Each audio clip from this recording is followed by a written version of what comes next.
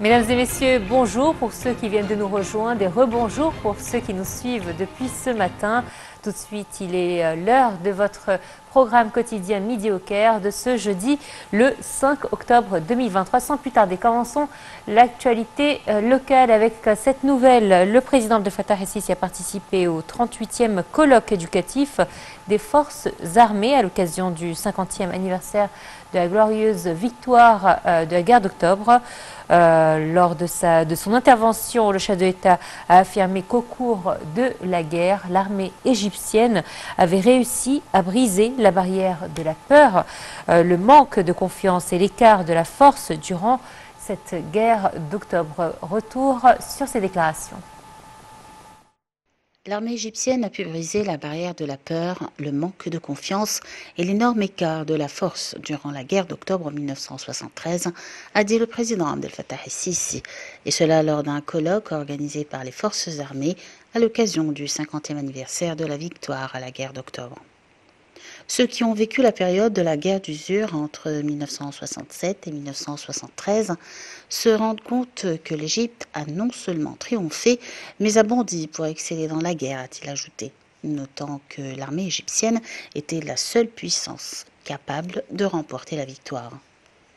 La défaite se déroule lorsqu'elle est acceptée, mais le peuple égyptien n'a pas accepté la défaite quand il a refusé la démission du défunt président Gamal Abdel Nasser le 9 juin 1967, a signalé le président el-Sisi. Il a affirmé que toutes les ressources de l'Égypte étaient consacrées aux efforts militaires lors de la guerre d'octobre 1973, notant que le peuple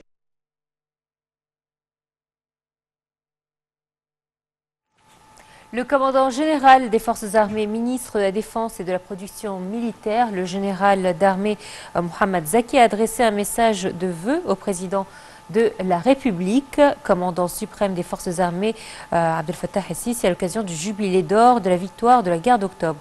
Selon lui, je cite, « La glorieuse guerre d'octobre restera une épopée immortelle qui a restauré la fierté de la nation, libéré sa terre sacrée du Sinaï et incarné l'héroïsme du peuple égyptien et de ses forces armées dans la réalisation de miracles, la protection des capacités et le renforcement de la souveraineté sur l'ensemble de notre territoire national, peu importe les difficultés et les défis. » Le chef d'état-major des forces armées, Osama Askar, a également adressé un message de vœux similaire au président de la République, commandant suprême des forces armées, à cette même occasion.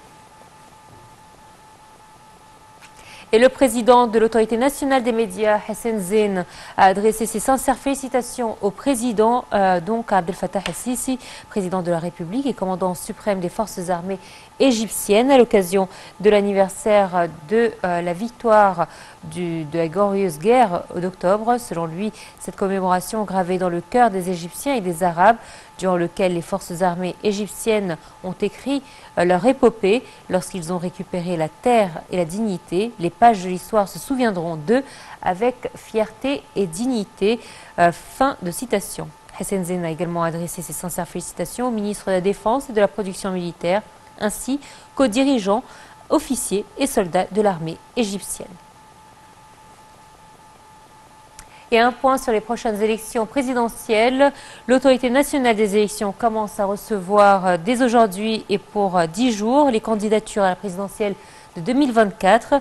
L'autorité nationale des élections avait annoncé le 25 septembre dernier le calendrier détaillé du scrutin présidentiel, fixant du 5 au 14 octobre le délai du dépôt des candidatures. L'autorité avait de même révélé les règles régissant cette échéance, les conditions que doit remplir le candidat ainsi que les documents requis.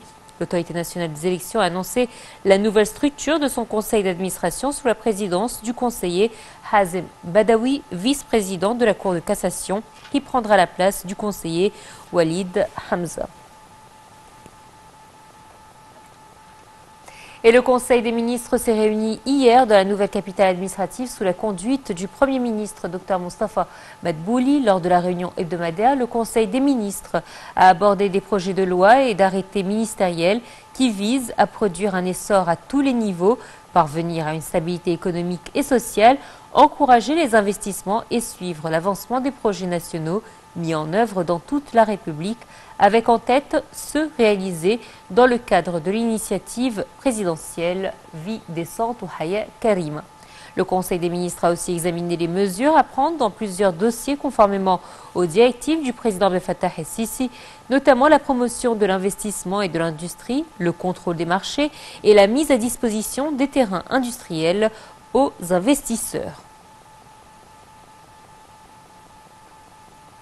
L'Égypte et l'Union européenne ont confirmé la stratégie des relations bilatérales, et cela lors d'un entretien téléphonique entre le ministre des Affaires étrangères Sameh Shoukry et le commissaire européen chargé de la politique de voisinage et des négociations d'élargissement Olivier Farelli. Les deux responsables ont discuté des progrès réalisés dans la mise en œuvre d'un certain nombre de projets conjoints entre l'Égypte et l'Union européenne. Voici les détails.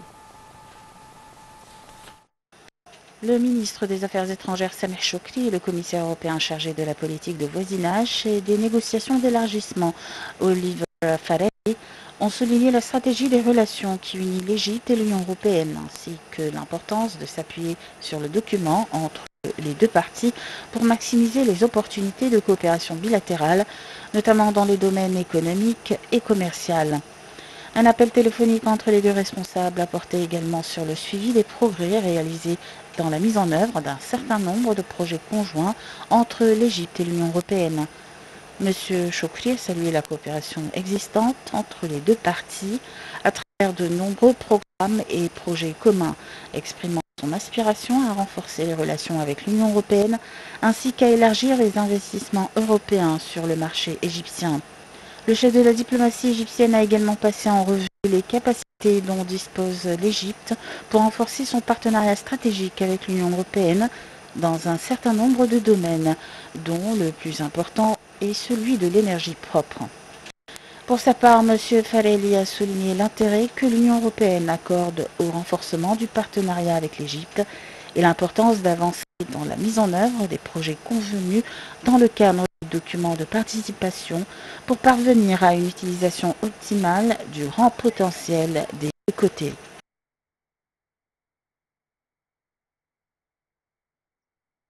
Le ministre du Pétrole et des Ressources minérales, Tarek El-Molla, a déclaré que l'Égypte avait adopté des plans et des mécanismes pour relever les défis courants en matière de sécurité énergétique qui dépendent de l'équilibre entre la transition énergétique et la réduction des émissions carboniques, et qu'elle avait renforcé sa stratégie afin de devenir un acteur ou devenir un centre régional pour les ressources de l'énergie propre et à faible émission de carbone.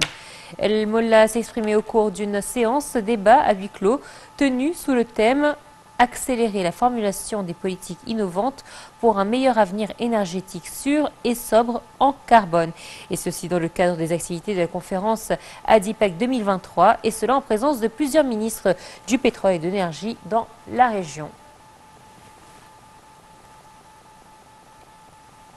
Et le ministre des Finances, Mohamed Maïd, a déclaré que le volume des échanges commerciaux entre l'Égypte et la Corée du Sud avait dépassé les 3 milliards de dollars en 2022. Il a noté que les exportations égyptiennes avaient enregistré 1,7 milliard l'année dernière. Cette augmentation est intervenue grâce à l'augmentation des exportations en gaz naturel. Et à présent, le ministre de la Santé et de la Population, Khaled Abdel Ghaffar, a annoncé la fourniture de 267 765 services de santé à travers la campagne intitulée 100 jours pour la santé dans tous les gouvernorats de la République, et ce en 24 heures. La campagne donc a fourni des services pour la détection précoce et le traitement de la perte auditive à 3 145 nouveau-nés, tandis que 20 357 services ont été fournis dans le cadre de l'initiative présidentielle pour la détection précoce et le traitement des maladies chroniques. Le ministre des Sports et de la Jeunesse, Achraf Sobhi, a souligné le vif intérêt accordé par la direction politique aux jeunes et notamment les universitaires. Sobhi s'est exprimé dans une allocution prononcée par visioconférence lors de la clôture du 3e festival sportif des familles estudiantines aux universités d'Égypte pour l'année scolaire 2023-2024.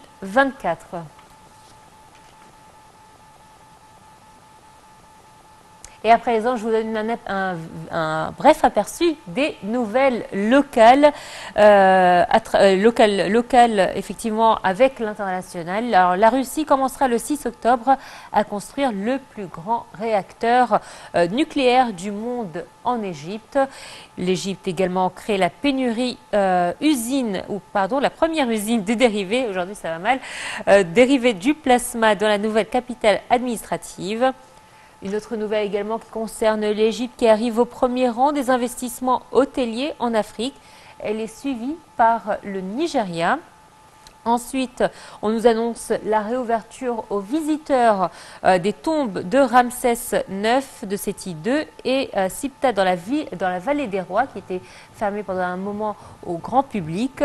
Et après restauration et réaménagement, le musée gréco-romain d'Alexandrie pourra à nouveau être visité à partir du 11 octobre. Nous apprend-on donc dans l'actualité locale.